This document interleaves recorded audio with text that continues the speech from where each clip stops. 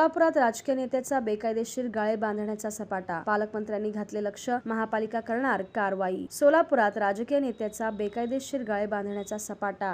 हरिभाई देवकरण प्रशाला शेजारील गावडे मंगल कार्यालय मराठा मंदिरकडे जाणाऱ्या रस्त्यावर बांधण्यात आलेले सर्व 15 अनधिकृत गाळे आठवडाभरात काढून घेण्यासाठी सोलापूर महानगरपालिकेने नोटीस बजावली आहे. 4 हुतात्मा पुतळा मागील चौपाटी येथील पावभाजी सेंटर, भेळ विक्रेते यांच्यासाठी हे गाळे बांधण्यात आले आहेत. हरिभाई देवकरण प्रशालेचे अध्यक्ष राजेश पटवर्धन यांनी पालकमंत्री चंद्रकांत पाटील यांचा रेफरन्स देऊन महापालिकेकडे तक्रार दाखल केली होती. महापालिकेने गाळ्यांवर नोटिसा लावल्या आहेत. सध्याची 4 पुतळा येथील चौपाटी हलवण्यात येणार असल्याने त्यांना पर्यायी जागा म्हणून सोलापुरातील एका राजकीय नेत्याने या ठिकाणी रस्त्यावर कडेला गाळे बांधण्याचा सपाटा लावला होता. या जागेत पर्यायी चौपाटी उभी करण्याचे त्यांचा मानस असल्याची माहिती समोर आली आहे. दोन्ही बाजूला शाळा असल्याने हरिभाई देवकरण प्रशालेला जेव्हा हे लक्षात आले आहे तेव्हा त्यांनी जिल्ह्याचे पालकमंत्री चंद्रकांत पाटील यांच्याकडे बेकायदेशीर गाळ्यांबाबत तक्रार केली होती. त्यानंतर पालकमंत्र्यांनी महापालिकेला कार्यवाही करण्याच्या सूचना दिल्या. त्यानुसार महापालिकेने त्या प्रत्येक गाळ्यांवर नोटीस लावून सदरचे गाळे स्वखर्चाने काढून घ्यावेत, अन्यथा महापालिका कार्यवाही करेल असा इशारा या नोटीसीद्वारे देण्यात आला आहे. त्यामुळे सोलापुरातील या ज्येष्ठ राजकीय नेत्याची आता चांगलीच अडचण झाल्याचं दिसून येत आहे. विशेष म्हणजे हे गाळे बांधेपर्यंत शेजारच्या प्रशालेला कसे काय दिसले नाही